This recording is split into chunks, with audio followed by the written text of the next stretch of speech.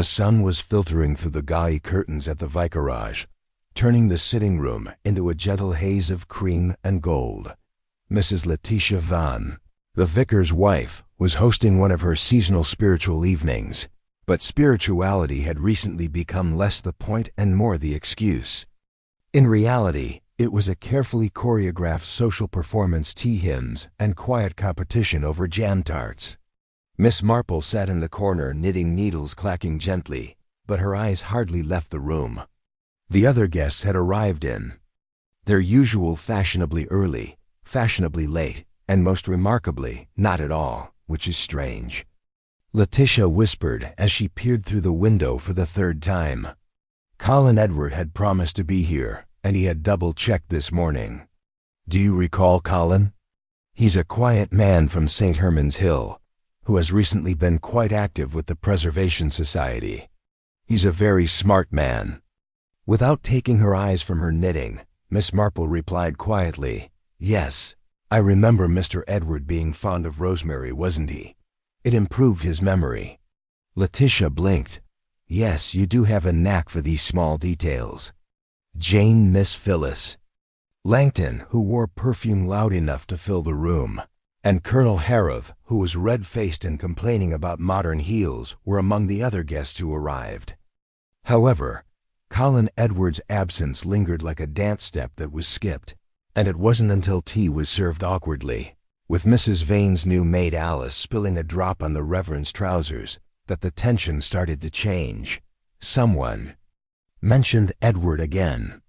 Miss Langton paused mid-sip and added, Odd, isn't it? He was terribly eager about tonight. I even offered him a lift, but he said he'd walk. Wanted the fresh air? Fresh air at his age, Colonel Harry sneered. Poppycock probably took a wrong turn and ended up in the duck pond. Mild laughter ensued, but Miss Marple chose not to join in, putting away her knitting and turning away from the window. The sky had darkened more than it should have, possibly due to a storm or something else. Letitia Vane made an effort to smile. After the final prayer and a round of tepid applause for the vicar's reading, Miss Vane's seat by the window was empty. A fine china teacup sat untouched on its saucer, 2 biscuits, and a folded hymn sheet. Miss Marple's gaze lingered on the chair for longer than seemed necessary, noting the faintest indent in the cushion, indicating that someone had started to sit, but changed their mind or never made it that far. Let's not worry, I'm sure he's just been held up. With unusual speed, Miss Marple got up and walked to the front hall, where she grabbed her coat. You're off already, Jane, Letitia cried. It's barely past 6. As Miss Marple fastened the button, she added, Yes, dear, but I think I'll take a little walk myself. After all, fresh air does help with the memory. By the time Inspector Wilmot from Eastmere arrived, the body had been confirmed dead with no signs of a struggle or forced entry, and the teacup by Edward's side was half empty, but still faintly warm. I would say heart failure. A half hour later, a scream came from St. Man's Hill, and it was Alice, the maid who had been sent to deliver a borrowed pie dish to Mr. Edward. She had discovered the front door ajar, the sitting room dark, the gas lamp on the wall was still burning, but the fireplace was cold. These things happen, Dr. Fenwick whispered to a man his age. Wilmot scowled and said, Come again. Miss Marple, who was standing just beyond the doorway, answered quietly, Yes, but people who pass out in the middle of tea usually don't put their cup back in the saucer quite so neatly. Miss Marple smiled softly, but it was only a remark. By morning, word had spread that Ivy Colin Edward had died of what appeared to be a heart attack. Some people thought it was shocking, while others said it was abrupt, but it wasn't shocking at all. But Miss Marple had seen something that no one else had brought up. Only 12 of the 13 individuals who were supposed to be at the vicarage that evening had sat down for tea, and Colin Edward, the visitor who never sat, had been the first to pass. Away. Chapter 2. The next morning dawned gray and unsure, as if the sky itself hadn't decided whether to mourn or not. Rain threatened in the clouds, but held itself at bay, leaving the village of Linfield in a soft, smothered silence. However, even before the church bell rang for morning prayers, news of Colin Edwards' death had already spread like a cough in a quiet room. Miss Marple, wearing a slate-gray coat and a practical hat, arrived at St. Luke's Church not for prayer, but for the ritual that the village loved more than hymns or sermons. She lingered by the yew trees near the south wall, where old gravestones leaned like weary shoulders and where gossip like moss thickest. Two familiar figures approached, Mrs. Petunia Drake, whose voice could curdle cream, and Mr. Edwin Price, the retired solicitor whose hearing was renownedly selective. I said. Mrs. Drake pursed her lips again and discovered him sitting quietly in his own chair. There was no indication of any anxiety at all, yet it's unsettling. "Edwin's spooky." Mr. Price put a palm to his ear and said, "Oh, it's so peaceful." Mrs. Drake jumped in response to Miss Marple's courteous gesture to them both. "Oh, Miss Marple, you were at the vicarage, weren't you? You find it strange that Mr. Edward never came so very punctually, that man always had a pressed waistcoat quiet," Miss Marple said, adding that he particularly enjoyed lemon tarts. Mr. Price blinked. "Didn't touch a tart then, perhaps that's what killed him." Mrs. Vane had prepared an entire tray. "Don't be vulgar, Edwin," Mrs. Drake sniffed, "because Dr. Fenwick said it was his heart." "Yes," Miss Marple responded quietly, "but I'm not sure why." The two gazed at her sorrow. Possibly she had mentioned that he had lost his sister the previous year, and the chance had made Drake's face light up. "Yes, it is a terrible business. Mary, after a vacation to Dorset, Edward fell ill unexpectedly, but they weren't very close in. My opinion, they hadn't spoken in years, and some people blamed it on family conflicts. You know how they say that." Inspector Wilmot, who wasn't the type to overthink quiet deaths, was standing outside Edward's cottage on St. Man's Hill later that day, with his coat collar up against the cold. Miss Marple's remark about the teacup, which had been delivered so gently and seemed innocent, had caused it to pierce the skin like a splinter. The rooms were as clean as they had been, with no overturned furniture, no signs of a fall, and just one man sitting alone in a chair with a cup in his ledger. Nothing strange, but Constable Reeve is holding up a battered leather book that largely contains notes regarding donations and upkeep for the Preservation Society. Wilmot grunted in acceptance. Nothing ever is until it is. His eyes strayed to the mantel above the fireplace, where a picture was displayed. "I heard he left everything to a library," said Miss Langton, fixing her hat in the mirrored postbox. "No next of kin odd, isn't it? You'd think a man like that would have a niece or someone. They say he quarreled with his cousin about a field boundary offered." Mary Edward, in her youth, sat next to Colin, neither of them smiling at the post office. Having not talked for 10 years, Mr. Triggs gives the baker a knowing nod over 2 feet of hedge, which is still 2 feet of property. Behind them, Miss Langton gave a sharp response. Miss Marple moved aside to allow them to touch a copy of the Eastmere Herald before she took it, because she was more interested in something else and already knew what it would say. Near the telegram counter, a young Alfred Sims was playing with a matchbox. He swept chimneys and listened to far more than he should have. "Alfred, you helped Mr. Edwards sometimes, didn't you, with his firewood?" remarked Miss Marple gently. "Did you see him the day he died?" He nodded. "I did, ma'am, around lunchtime. He was in a fine mood," the lad continued. "He was going to the vicarage, and he even gave me a 2pence kind of him." He stopped, looking up at her with the tired eyes of someone used to difficulty. "Alfred told me something amusing as his fingers clenched around the matchbox. He mentioned that he would be seated by the window because he usually liked the view from there." Miss Marple smiled kindly. Yes, Mrs. Vane had reserved a spot for him there, but he never showed there. The boy scowled. "And that's what happened, Mom.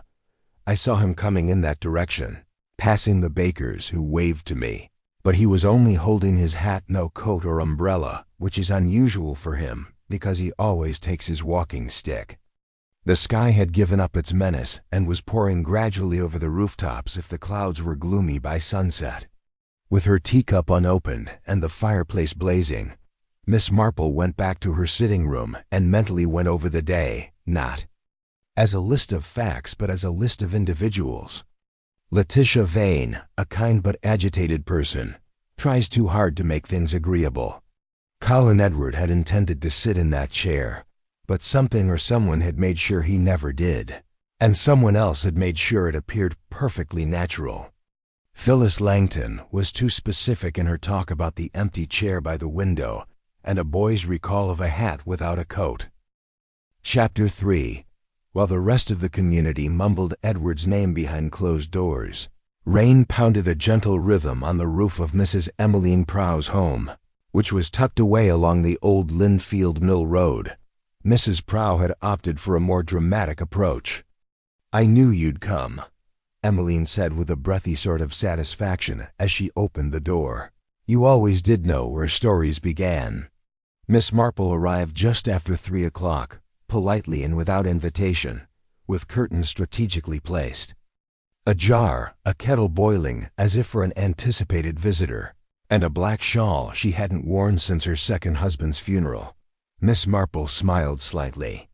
Sometimes they begin in sitting rooms with too many shadows or in armchairs where no one sits. A dusty smell permeated the room beneath Emmeline's very generously applied perfume, violets with an edge of something metallic. The widow whispered, "Step aside, do come in, the fire's lively." The room was warm but cluttered, with frilled lace and faded photos covering every surface. Miss Marple continued, "You were close to Mr. Partly," as she gently sat down in a stiff padded chair. "Oh heavens, no," Emmeline replied too hastily. "Well, not exactly close. We spoke often. He passed this way most mornings. Sometimes he'd stop." At the gate, Miss Marple waited. "Looked in need of company, if you ask me." The kind of person who recalls everything he writes is Emmeline, who continued to observe quietly. "Yes," Miss Marple blinked, writing, stated that it was for the Preservation Society, but to me, it sounded more like a memoir. He even mentioned sending something to the papers just last week, which I believe was the first thread worth pulling. "Did he ever reveal what was in it?" Emmeline lowered her voice and mentioned a disagreement about inheritance and old property borders that were improperly documented. "Did he name anyone in this scandal?" Emmeline leaned forward, her eyes gleaming. "But he wouldn't say anything. People wore too many masks in a village like this, said the truth could wait, but not forever." As if listening in, Miss Marple took this in softly outside as the rain subsided. "And what about you, dear?" she asked. She softly said, "You've lived here longer than most. You must know who might have worn such a mask." "I know who believes they wear one take," Emmeline said, pausing before laughing quietly. "For example, Phyllis Langton pins like a duchess, but her brother almost lost the family home in a card game. Reverend Vane is a wonderful man, but his wife manages the finances and is no fool. And then there's Petunia Drake. All of that resentment must have a root." Because Miss Marple nodded once, and Mr. Edward, the widow, said, "That's the thing, everyone thought he did, quiet, polite, never complained, but I've seen his expression when he thought no one was looking, always watching as though keeping count." "One final question, Emmeline," said Miss Marple as she stood arranging her skirt. "It's a shame that you weren't present at the vicarage gathering that night." The widow blinked. Miss Marple whispered, "You would have noticed that someone else didn't belong either." That evening, Inspector Wilmot sat rigidly in the vicarage drawing room, drinking lukewarm tea, while Letitia Vane gave brief, snappy answers. I didn't know Mr. Edward well, but she persisted, and he gave advice regarding the restoration of the churchyard. Anything unusual recently, such as arguments, illness, or strange visitors, was asked by Wilmot. I assumed he meant the old ruins. We left off the restoration plan. They're practically forgotten. Letitia hesitated, but she said he did appear distracted the last time we spoke, when he was looking over an old map of the village boundaries and asked about a plot near the cemeteries. Edge, he looked up, but he or Sir wouldn't say why, just mumbled something about what's buried where it shouldn't be. And on the evening of the gathering, he added, you set a place for him that was deliberate. Yes, he had confirmed twice, and there had been no last-minute visitors or unexpected arrivals. Letitia looked up, thinking, well, I suppose no. One was unexpected, but Colonel Harry was early, very early. I'd barely set out the sugar that detail found its way to Miss Marple before nightfall. A walk to the vicarage gate, a comment from Alice the maid, and the timing, always the timing, threaded a new shape in her mind. Colonel Harry had never been early to anything, not even a sermon or his own birthday luncheon, and yet he had arrived that day a full 20 minutes before the others. In her garden that night, under the starry sky, Miss Marple clipped a dying rose from the trellis, causing its petals to fall bruised and dark. Although time seemed to stand still, things that had been buried had a way of coming back to life. And people like Colin Edward, who quietly observed forgotten things, were rarely missed until it was too late. Chapter 4. Colonel Harrov was not a man used to suspicion. He walked through life with the assurance of someone who had once issued orders in a real war, and now delivered them, just as crisply at garden society meetings and bridge luncheons. His mustache alone seemed capable of commanding obedience, but even mustaches twitch when watched too closely. Miss Marple showed up at the Colonel's cottage the following morning with a basket of scone and an apparently innocent purpose, to ask about his wife's sciatica. This was an old-fashioned courtesy, but Miss Marple had always preferred the old-fashioned methods of memory and mild deception. The Colonel gave her a startled and slightly uneasy greeting. Miss Marple smiled, but you were there early, weren't you? A little ahead of schedule. I haven't seen you since the conceited business awful tea, that one that was all hymns and no jam. Miss Marple's voice remained light, and the Colonel blinked. I don't remember her saying, you caught her mid-sugar. Setting. Well, maybe I was walking and my legs were still functional, thank God. Setting down the basket, she said, but I here usually take your walks in the evening. A pause barely longer than the length of a breath. Well, yes, normally, but that day was strange, wasn't it? I had a thought that the fresh air would help, but Miss Marple didn't press it yet. Instead, she shifted the conversation to the mildew-stricken Bionas, and left 10 minutes later with just one small truth in hand. Colonel Harry had lied, not awkwardly, but with just enough effort that Miss Marple saw it for what it was, that he had been unusually early, and he didn't want to discuss why. At the same hour, Inspector Wilmot was in Edward's cottage once more, this time with a locksmith. The lock had not been tampered with, but the inspector was certain that something didn't quite fit the house because it was too neat. The door was too clearly ajar, and the smell, which was faintly floral with a bitter edge, still clung to the curtains. The locksmith sniffed the air, as some people keep it around for nerves. Wilmot wasn't convinced. Not Hartley, he said. Too precise, too clean. And he wouldn't leave a bottle open while they worked. Wilmot carefully unfolded the charred fragments. The ink had run, but some words were still intact. If anything were to happen to me, it would not be natural records at the Society Buried Truth. Constable Reeve brought in a small paper bag from the bin out of Baxter. The pages looked like writing of some sort, mostly ash, but some bits were legible. Later that afternoon, Miss Marple walked around the edge of the village green and saw young Alfred Sims again. He was kicking a stone and mumbling to himself, as boys often do when left to their own thoughts for too long. "Afternoon, Alfred," she said softly. "Afternoon, miss. Still thinking about Mr. Edward." Wilmot's jaw tensed, as if someone had attempted to erase it or something. He sighed and said, "People keep asking questions now, grown-ups. I mean, like they weren't sure he mattered before. He mattered, I believe, even though some people pretended otherwise." Miss Marple nodded, and the boy looked at her before muttering to me, "I didn't think it was important." He said that someone had attempted to scare him away, that papers from the society archive were missing, that he was furious, that he had written everything down, and that, if I vanished, look in the vicar's ledger. The vicar's ledger said that. And Miss Marple's eyes narrowed just a little.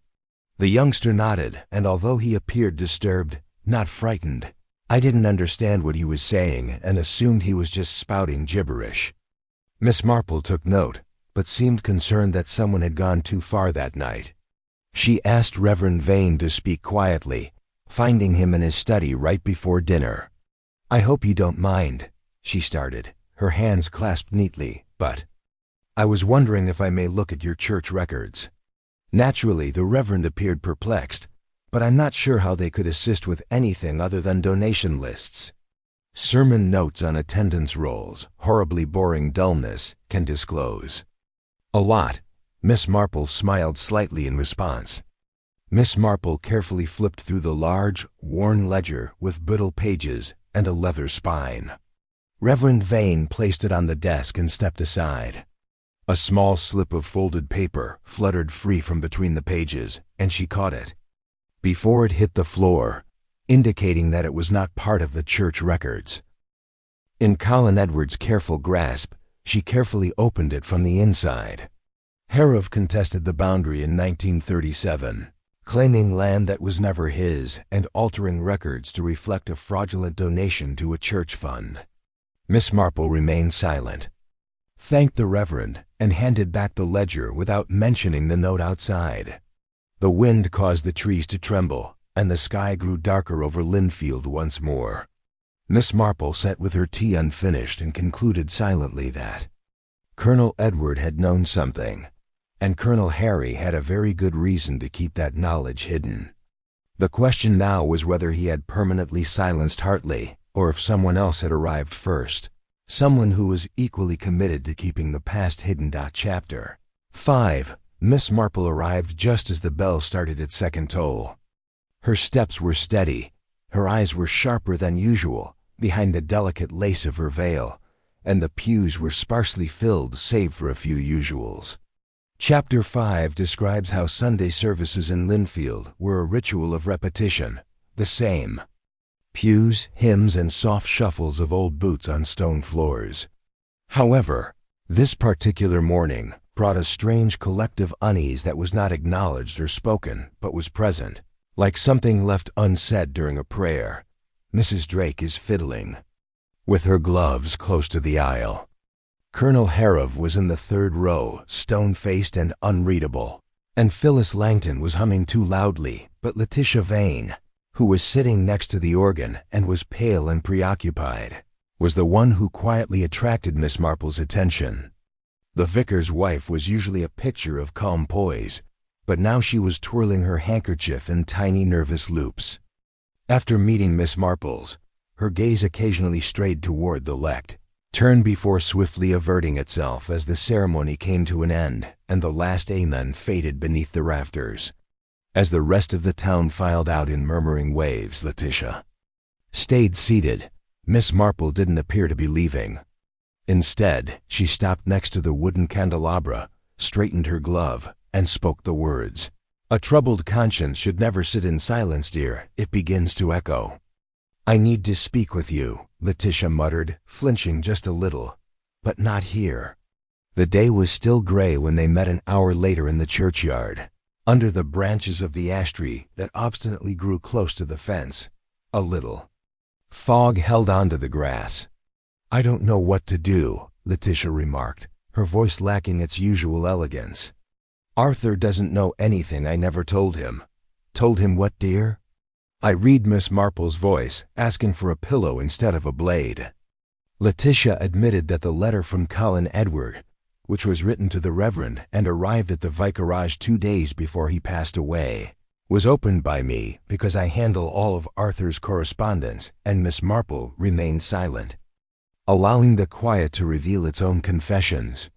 He claimed that someone had falsified church gift records and that an old property dispute had been hidden in the books. He promised that the problem would eventually be revealed and that he would bring it up at the next society meeting. He made no direct accusations, but he made a strong implication that the colonel was involved. Letitia twisted her hands once. "More as I burnt the letter," she murmured. Miss Marple's attitude remained the same.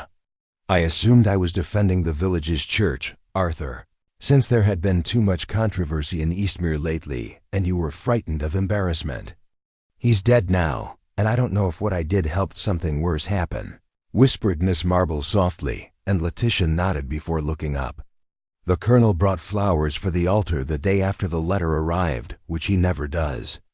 And he lingered and asked me who handles our correspondence. I lied and said Arthur had it in hand." Miss Marple tilted her head. "Did anyone else see the letter before you destroyed it?" "No, I don't think so. Did he ever speak to you about it?" After a pause, she said, "I think," adding that Colin Edward had started tugging at a thread that he was unaware was related to more than just old property. "I believe that someone else, someone more astute, noticed that as well." Letitia's voice fell, and I believe Miss Marple said that we should be careful not to assume that loud tempers make murderous hands. The quiet ones, Mrs. Vane, the ones who rearrange the truth without raising their voice, are the ones to watch later that afternoon as the mist turned to drizzle. Miss Marple stood quietly near the Linfield Preservation Society's modest office above the postman's shop. The building was locked, but a single small window near the side gate had been left unlatched. Inside were rows of ledgers meeting minutes, folded maps, and one wall-mounted photograph of the founding committee, dated 1937. Colin Edwards stood at the edge of the group, almost out of frame. Miss Marple's eyes scanned the image, then paused. There were 6 members in the photo, but the ledger from that same year, the one she'd glimpsed weeks ago during the library charity auction, listed only 5 founders. One of them, she now recalled, had been struck through in blank inkot, and a name obscured, erased deliberately, and Edward, it seemed, had known that evening. Miss Marple paid a call to Emmeline Prow once more. The widow was seated by her fire, nursing a sherry and the familiar glint of anticipation. "You've come with questions," she said, as though they were sharing a game. Miss Marple sat across from her. "You told me Edward was writing something. Did you also told me he'd threatened to reveal something?" Emmeline smiled. "Did I? How careless of me, but you didn't mention." Then, without saying another word, Miss Marple stepped out into the wind. Just as the church bell rang 6, she realized that something had changed. The colonel had something to conceal, but so did Emmeline, and in the silent war of secrets, Colin Edward had become the unfortunate casualty. It was unclear who had actually planned for his silence and whether they had done it alone. Miss Marple continued softly that your late husband was once the Society's treasurer in 1937. His name, she added, was the one struck from the founding records. Chapter 6. Miss Marple sat quietly in the back room of the Linfield Library, where the Preservation Society's older documents were kept in a locked oak cabinet labeled miscellaneous. The librarian, a bespectacled young woman named Judith Pumphrey, had offered the key with some hesitation, and you'll find mostly dull records. Chapter 6. The rain returned by morning, soft and persistent, like a question repeated under one's breath. I like things that no one reads, like Miss Marple's financial reports, copies of village maps, and minutes. The 1937 committee ledger, which was heavier than anticipated and had a cracked cover from age, contained names in neat copper plate script. Colin Edwards' name appeared, yes, but not as a founder. Instead, he was listed as the treasurer's assistant. The treasurer was obviously George Prow, Emmeline's late husband, but it wasn't the names that caught her attention. Miss Marple responded gently. In the cabinet among curling documents and yellowing folders, I found what I was looking for. First, it was the ink, Miss Marple. Some entries, especially those involving big donations and property transfers, had been overwritten rather than removed or obscured. The changes were barely noticeable, but they stood out because someone had taken care to make the records appear older. On a crumbling wall, fresh ivy seems out of place. However, on March 13, 1937, she noticed a grant of land given for the village's green development. I changed the donation record at Colonel Harry's request because it would protect the church and preserve appearances, but it was theft.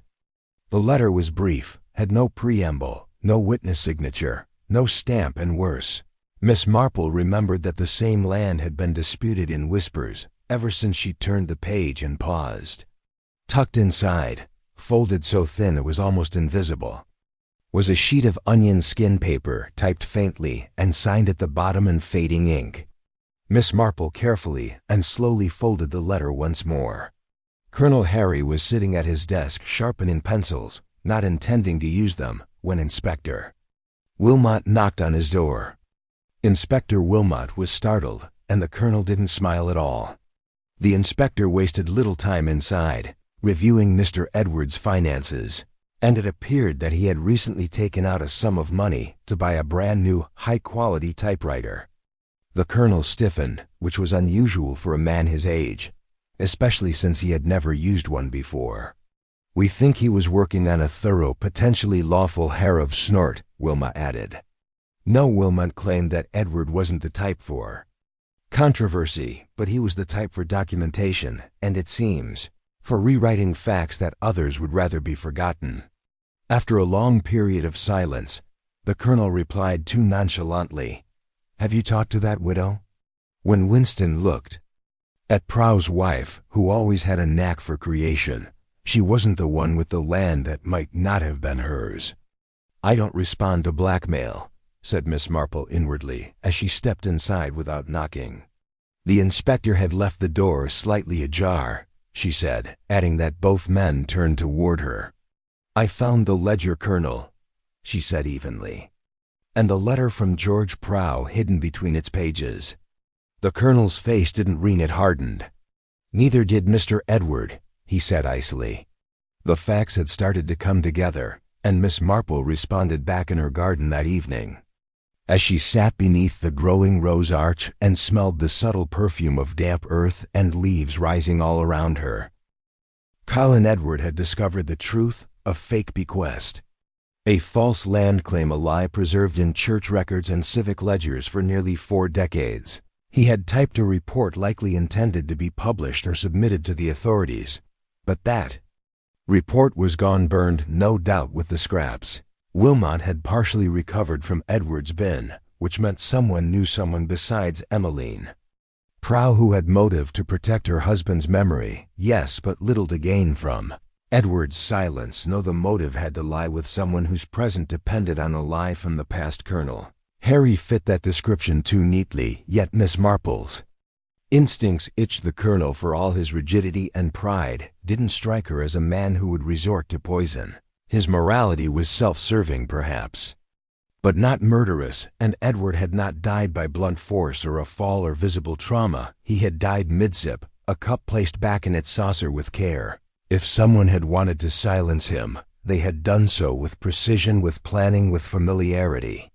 That night, as the village grew still again, Miss Marple sat thinking of only one thing. Colin Edward had discovered something new and dangerous, and someone he had trusted enough to serve tea had used that trust to slip something deadly into his cup. The question now was who in the village still had the poison, and who thought the past would keep them safe, as Miss Marple had no intention of letting the truth remain buried. The colonel's cover-up was a scandal, and the land dispute was a motive. By the time Miss Marple returned to the vicarage in Chapter 7, the rain had finally stopped, and the village, which was covered in a wet golden twilight, appeared to be still. Even the birds had stopped talking, leaving a hush that looked to be the quiet before something unexpected. When Letitia Vane met her at the door, her normally composed demeanor broke like the delicate porcelain plate she had been anticipating. "Marple, miss, I didn't think you'd be back so soon," she remarked, her slender smile belying her uneasiness. "I'm afraid I've been thinking about the tea party," Miss Marple said as she entered, more specifically about the cups. The teacups did indeed cause Letitia's face to freeze, before gradually softening into a sort of resignation. Letitia squinted in confusion as Miss Marple responded, "I've been wondering where Mr. Edward's cup might have been before it was placed neatly on the saucer, but he was seated and waiting." It's simple enough, surely it is. Miss Marple concurred. But her tone stayed soft, except for the fact that the cup was set down very carefully. She let the stillness last for a while before saying, "You see, Mrs. Vane, although it's a minor detail, I've noticed that people who take pride in their routines like Mr. Edward would not have put down the cup so meticulously, especially after taking a sip, unless he was interrupted or had planned to do so. Unfortunately, the interruption did not go as planned." Letitia's breath was shallow as she glanced at Miss Marple. "What are you implying?" "I'm implying that Miss Marple stated in a quiet voice that Mr. Edward wasn't the intended victim that evening, and the air appeared to still." Miss Marple spent the remainder of the evening going over the vicarage again, but this time she approached it from a different angle and concentrated on the details that had previously seemed unimportant. For example, the arrangement of the chairs, the lamp's angle, and the faint tea stains on the floor near the fireplace were all little details, but taken as a whole, they told a different story. She went back to the table where Edward had sat and looked at the teacup again. As she examined the faint ring left on the saucer, she noticed something strange. A smear, a faint tea streak, and next to it, a dark, unexpected fingerprint that no one had previously noticed. It was too big and noticeable to be Edward's, and it was a woman's print. Her thoughts immediately turned to the partygoers Letitia, Langton, Phyllis, Emmeline Prow, but Miss Marple stopped. She had studied quietly for years and realized that sometimes the most obvious answer is the one you were supposed to miss. She turned her gaze and looked at the bookshelves, the walls, and the furniture until she found something that shouldn't have been there. Miss Marple reached for a small diary hiding behind a picture frame of the vicar and his wife. She opened it to the last entry, which read, "He's done it. The donation is written in the records fixed. All is secure for now." Letitia was too preoccupied with the new plans for the green to notice, but Colin was still asking too many questions, but she was told that he would be dealt with soon. Letitia left the vicarage quietly, taking the diary with her. The pieces of the puzzle were starting to fit together in a way that left no room for doubt. George Prow's letter, the changes made to the documents, and the unreported land donation, all of this had been meticulously managed. But someone had been irresponsible and had failed to notice an important detail, and in that oversight, Miss Marple had discovered the most significant clue of all. Letitia Vane had not been worried about Edward's investigation for the church's sake, but rather had been terrified of what Edward had discovered as a threat to her marriage. The following day, Miss Marple proceeded to the church to look through the records and find the last piece of evidence that would support her suspicion that the land at the cemetery had been claimed through a fraudulent donation, one that had been approved by George Prow as though it were genuine, but it hadn't been, and now that Mr. Hartley was dead, there was nothing left but to maintain that lie. The only person who knew one person who had seen it all, and that person was the only person who could stop her. Miss Marple understood that no one in Linfield had fully grasped the stakes of the game they were playing until it was too late. She stood in the churchyard with the wind rustling the branches above her. The silence was still, but beneath it, she could feel the tension growing. She knew it was time to confront Letitia and extract the confession she had been carefully concealing beneath layers of kindness, guilt, and quiet manipulation. Chapter 8. The rain had stopped, but the chill persisted in the village. Miss Marple walked along the winding path to the vicarage, the cold air sharpening her thoughts as it swept through the trees. Her hands were clasped firmly behind her, and although she moved with her usual calm, there was an unmistakable urgency in her step. The garden gates creaked as Miss Marple passed through the scent of damp earth and fallen leaves, which was heavy in the air. The vicarage loomed before her, unassuming and quiet like the calm before a storm. The flickering glow of the fire warmed the dim interior, and she sat by it, her hands folded neatly on her lap, her face composed but pale. "Mrs. Vane," Miss Marple said quietly, not looking up, I've come to ask you one last time." Letitia raised her eyes to meet hers, and Miss Marple noticed a brief pause before it was concealed by a well-practiced mask. "What do you mean, Jane?" she asked. Miss Marple stepped forward and lowered her voice. "I mean the truth." Letitia briefly discussed Colin Edwards' donation paperwork and the land. Letitia remained silent and then remained motionless, as if the words were too much to handle.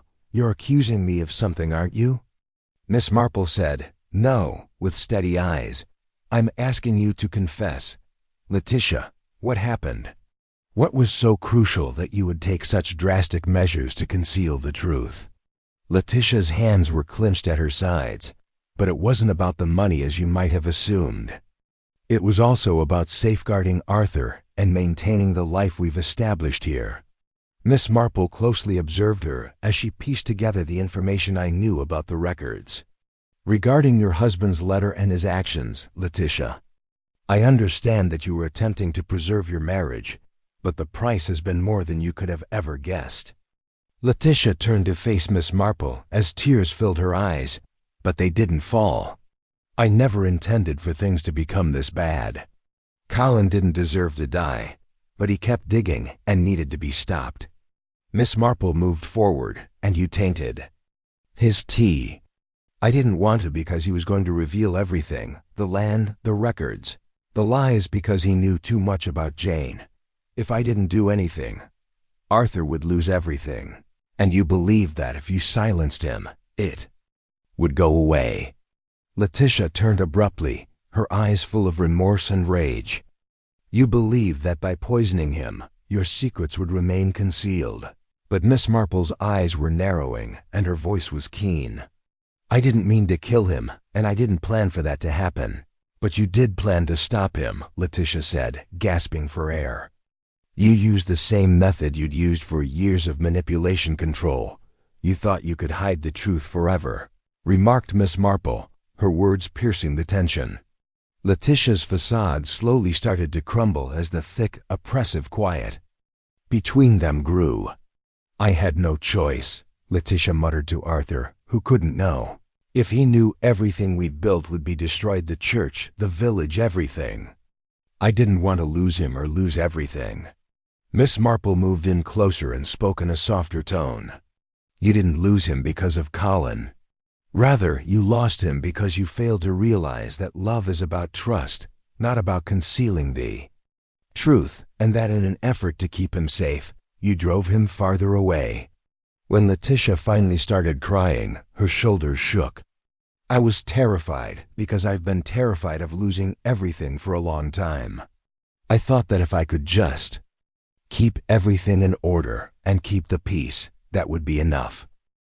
Miss Marple put a soft hand on Letitia's shoulder, but it was never enough. "The truth always comes to the surface, and now the village will have to face it outside." The rain had returned, soft and steady, as though the heavens were crying over the lies that had been buried for so long. Miss Marple left the vicarage, working through the last pieces of the puzzle. She had known from the beginning that the truth would eventually surface, even if it meant revealing the painful realities that people had worked so hard to hide. Letitia's actions had been motivated by fear, but it was her fear of losing control that had caused her to make the fatal error. As Miss Marple strolled through the village, the sounds of the rain blending with the distant murmur of conversation, she couldn't help but feel a faint sense of satisfaction since she had poisoned Colin Edwards' tea in the hopes of silencing him, but instead she had sealed her own doom. The hamlet could now start to mend even if the wounds would not go away, because the investigation was concluded and the secrets had been revealed. Miss Marple observed that there was a change, an undercurrent in the way people spoke, as they avoided looking her in the eye. The truth was no longer a secret. It had become a burden that the entire village had to bear. Chapter 9. The village square was bathed in the faint glow of a dying sun, casting long shadows across the cobblestone streets. People moved with the air of a quiet, uneasy routine. Letitia Vane had confessed the poison, The fear that carefully concealed truth about the land the web of lies had unraveled, and the widow's fragile world had come crashing down. Yet as Miss Marple made her way through the village, there was still a lingering question that had yet to be answered. The ultimate motivation behind the murder remained complex, and while Letitia had confessed to the crime, there were still details left to uncover. She needed to be sure to ensure that every piece of the puzzle fit before the final curtain. As dusk settled into night, Miss Marple arrived at the churchyard once again. She hadn't expected a full confession there, nor had she hoped for one yet. There, under the boughs of the old oak tree that marked the village boundary, stood a solitary figure. It was Arthur Vane. The vicar, he was watching her from a distance, his face weary, his gaits slow, as if the weight of the past few days had drained the very life from him. When he saw Miss Marple approach, he gave a small, almost imperceptible nod of acknowledgement. "Miss Marple," he said quietly, his voice a whisper, "I suppose you've heard." Instead of responding right away, she simply nodded while keeping her gaze fixed on him as she approached him. "I've heard enough to understand," she murmured in a quiet but firm voice. Arthur Vane exhaled profoundly, as if a dam had finally broken inside of him. "I never really knew, but I had a suspicion. How could I not? Because we've both witnessed it, Jane, how people change when fear takes control." Miss Marple acknowledged his statement with a tiny twist of her head, saying, "You knew something was wrong, but you didn't know how far the lies had gone." Arthur gazed out over the gravestones and muttered, "I should have known that the weight of decades was bearing down on him, but I couldn't bear to look too closely. I thought it would be okay that the things we'd built our lives in our place here would hold together, even with a few cracks. But cracks in foundations only grow." Miss Marple responded, "I failed her, didn't I? I didn't see the signs." He didn't meet her eyes, but his shoulders slumped in defeat. "Some cracks are much more dangerous than others," she said. "I didn't understand how much of Letitia was keeping everything together with sheer willpower, since she never showed it. Control is often the first sign of something being broken," she said. Moving closer, Miss Marple stated in a soft yet strong tone that people do horrible things out of fear of losing something, or of everything falling apart.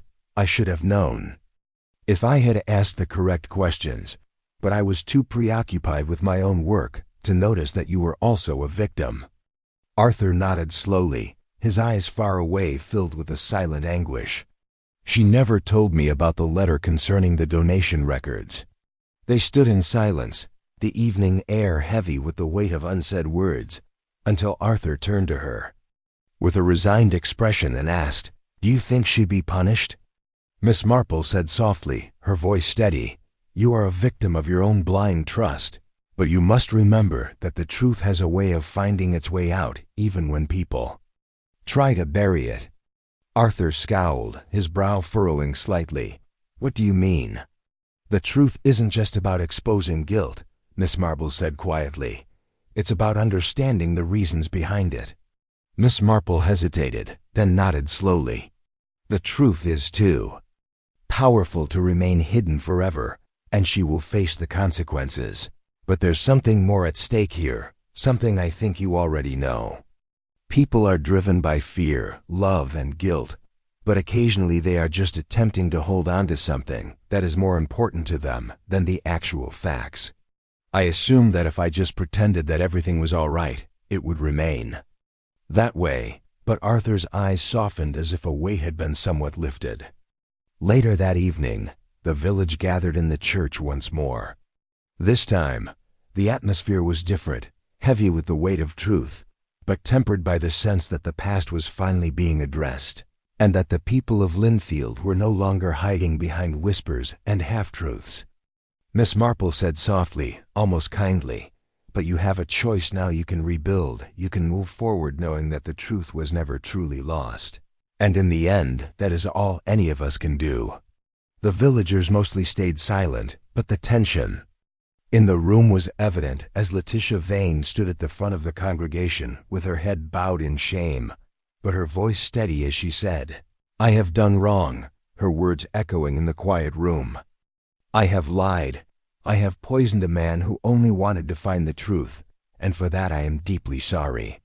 Miss Marple observed from behind. Her eyes piercing yet sympathetic. Letitia's confession was the first step toward redemption, but it was only the first. The village had been broken by years of lies rather than the crime itself, and now that the truth was spilling out like water, the village would have to face the consequences. As the service came to an end and the villagers filed out, Miss Marple stood motionless, watching them all. The guilt of secrets kept for too long had been lifted from one person, but the village's healing, which she knew would take much longer, was still a small, quiet victory. Chapter 10. The village of Linfield was quieter than usual in the days that followed Letitia Vane's confession. The weight of the truth had settled over the place like a fog dense, lingering but slowly beginning to dissipate. People spoke less and watched each other more as if they were still unsure how to act in the wake of the revelations. Miss Marple, however, had long since learned to see past the surface of things. The people who had once crowded the churchyard now walked with a little more distance between them, a little more caution. The truth had been exposed, but the consequences were just beginning to be felt. It was late afternoon when Miss Marple made her way to the churchyard once again. The rain had stopped, leaving the grass damp and the air crisp.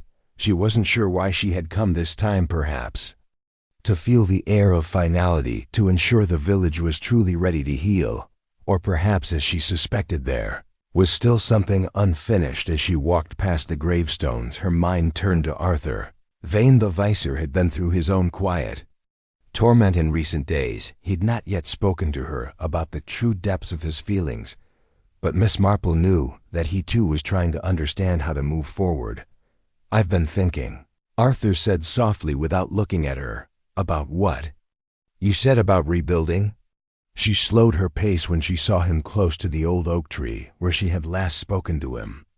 He was standing there now, his shoulders bent, his hands deep in his coat pockets, and he hadn't noticed her approach. He let out a deep breath, and Miss Marple stopped a few steps behind him. "I'm not sure how to mend what's been damaged." "How? Can a lay-based marriage be repaired? How do you proceed when all of your beliefs have shown to be untrue?" Miss Marple observed him intently. Her attitude was one of understanding rather than condemnation. "Arthur," he turned to face her, his face soft but drawn with the fatigue of someone who has long battled with spoken realities. "Not everything can be fixed. Sometimes things must be let to rest." Letitia, what we didn't understand, Arthur, was the weight of the fear that drove Letitia to do what she did. People do horrible things when they fear losing something valuable, but that fear doesn't undo what was done. It just makes it more difficult to move on. She confessed, but what about the rest of us? Miss Marple took a slow step closer, her voice calm but determined. Arthur's eyes grew softer, and he turned his head to stare at the ground for a while. "I've always thought that the truth would free us," he muttered almost to himself, "but I had no idea how much it would cost to discover it." They stood in silence for a while, the wind rustling the leaves above them. It was a peaceful moment that Miss Marple had grown to treasure. There was no rush, no pressing urgency, just the slow realization that the weight of the past was gradually lifting, even if it left scars behind. Miss Marple nodded. "Sometimes. The truth costs more than we ever imagined, but once we have it, we must decide how to live with it. I'll talk to Letitia. Now I'll do what I can to help her. She won't be alone," Arthur added in a harsher tone. "That's all anyone can do, Arthur," said Miss Marple with a gentle grin. "But keep in mind that you don't have to bear the burden alone. You have loved ones who will assist you in rebuilding if you allow them to." Arthur looked at her, then a look of quiet gratitude crossing his face. "Thank you, Jane." As Miss Marple turned to leave, she felt a soft sense of closure. The village, despite its wounds, would find a way to move forward, not in the same way it had been, but perhaps in a better way, one built on truth, however painful that truth might have been. Later that evening, as Miss Marple sat by her fire, her thoughts turned once more to the events that had transpired, the mystery, the unraveling of secrets. And the ultimate confession, it had all led to this quiet moment, a moment of calm, of acceptance, and yet, there was something she could not shake from her mind, the idea that while truth had been uncovered, some questions still lingered in the air. How many more stories were buried beneath the surface? How many more people were hiding behind their own versions of the truth? But that, Miss Marple knew, was a question for another time, for now the village was healing, and that in itself was a victory. As she sipped her tea, Miss Marple couldn't help but smile. She had learned long ago that the smallest of truths could change the course of everything, and sometimes all it took was one careful observation to set things right, and in Linfield at least for now things were right again.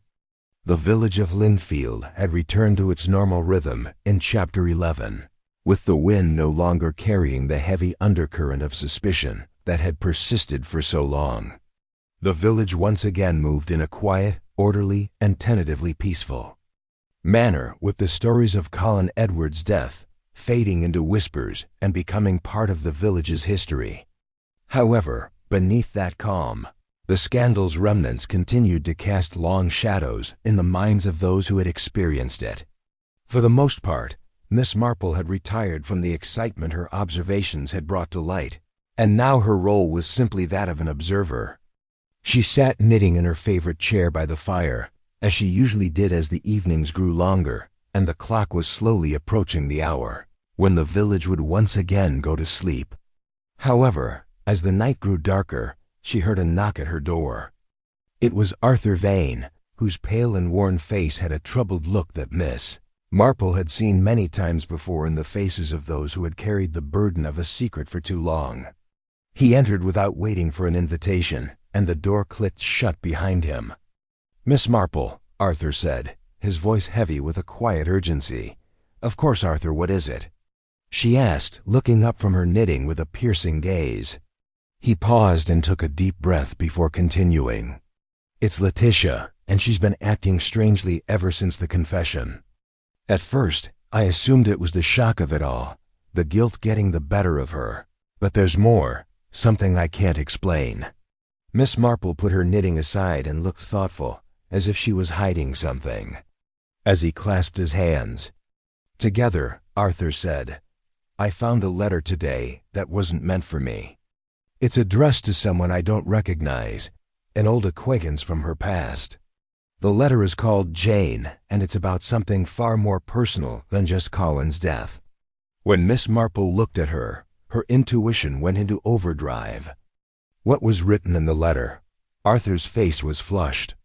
"I haven't opened it yet, but I can't get rid of the feeling that it's related to everything Letitia did, and why she felt the need to conceal so much." Miss Marple stood quietly, her hands moving with cool precision as she took her coat off the rack. "Let's take a look." And then they walked to the vicarage in silence. The evening had now fallen completely. The streets were dark save for the dim glow of lamplight. The air smelled of fresh rain, and the village was eerily quiet. Letitia was sitting in front of the fire in the study when Arthur escorted Miss Marple there. Letitia said softly, almost too calmly. "I found something," Arthur said in a frustrated tone. A letter you should have told me about." Her eyes were far away. Her hands were folded tightly in her lap, and she looked up at their entrance, her face unreadable. "I didn't expect you back so soon, Arthur," Letitia said. Letitia's face turned pale, and she avoided his eyes as she looked toward the fire. "I didn't think it was important," she whispered, and Miss Marple, who had been standing quietly by the door, moved forward. "Perhaps it's time to make it important, Mrs. Vane," she said softly, reminding him that secrets always manage to find their way out, no matter how hard we try to bury them. Arthur looked at Miss Marple, then back at his wife. "I need to know. Letitia, both of us must know what has been bothering you." Letitia was quiet for a while. Her fingers twisted together, and then she sighed deeply before slowly getting to her feet and moving to the little desk by the window. She took a letter out of a drawer and gave it to Arthur, who carefully unfolded it while looking over the words. "Letitia, I don't intend to forgive you because what you did was inexcusable. And I never thought you could go this far. But you won't keep me quiet forever. Your lies won't stop you from facing the repercussions of your actions." When Arthur lowered the letter, his hands trembled and his face turned pale. "Hey, who is this?" Arthur asked, her lips quivering but her eyes still full of unshed tears. "It's someone from my past, someone I thought I could trust." Miss Marple took a step closer, her eyes narrowing. Letitia closed her eyes and nodded. "It's my fault, everything. This letter isn't just about Colin, is it? There's more going on here. I made a decision years ago that seemed like the only one I could make at the time, and now it's all coming back. I thought I could hide it and bury it, but it's too late." Arthur glanced at the letter to his wife, his confusion turning to sadness. "Letitia, what did you do, and what are you saying?" "There is a history here, Arthur, and it goes beyond the land and the lies about Colin, Letitia. Her guilt isn't just about what she did to protect you. It's about something much older that she believed she could bury forever." Miss Marple stood motionless, her mind racing as she pieced the pieces together. With a trembling voice, Arthur turned to Letitia. "What is it, Letitia? For all these years, what have you been concealing?" Letitia turned to face Miss Marple as tears welled up in her eyes. "I apologize for not telling you, but I was a part of a horrible incident that still bothers me." Miss Marple's eyes softened. "Letitia, you've carried it for a long time, but you can't keep avoiding the truth because it will never be buried forever. I killed someone once before I met Arthur, and I thought it was justified and the only option, but it wasn't." And Miss Marple's heart fell when she finally lowered her head and revealed the depth of her secret. The village was going to face a much darker truth than it had ever imagined. The village of Linfield had been affected by the previous weeks, and although time often dulled the sharpest memories, there was a heavy, suffocating weight in the air that made it clear that the truth was still being processed and understood. The church bell rang softly in Chapter 12, marking the early morning hour as the village remained motionless under a blanket of fog. Arthur stood silently next to Letitia Vane, his face unreadable but his eyes filled with a quiet sadness that told volumes, while Miss Marple stood in the little poorly lit room of the vicarage, facing Letitia Vane, whose face was still pale from the weight of her confession. Although the letter she had received, which was signed only with letter A, had confirmed many of Miss Marple's suspicions, the hidden past that was buried deep beneath years of deceit and control that had shaped everything that had happened to Letitia was more pressing than the fact that Colin Edward had been murdered. In a calm yet firm tone, Miss Marple continued, "You've carried this secret for many years. Now you must decide whether you can finally let it go." Letitia's eyes fell to the ground, and she remained silent for a long time. The truth about the death she had caused long before she had met Arthur had been a part of her for as long as she could remember. When it finally came, her voice was small and nearly broken. "I thought I could bury it," she whispered, her voice shaking, "but now it's too late. I can't carry it anymore." Arthur reached out, his hand shaking, and gently placed it on Letitia's shoulder. "What are you talking about? What secret? What death?" "I didn't mean for it to happen," Letitia said, her voice barely audible above a whisper. "I was young, Arthur. I was so young I was involved with a man, someone who promised me everything." Her shoulders shook under his touch, and she took a deep breath, her hands clasped tightly in front of her, as though trying to hold herself together. "But when I saw his actual nature and understood what he was truly pursuing, I couldn't allow him to ruin me.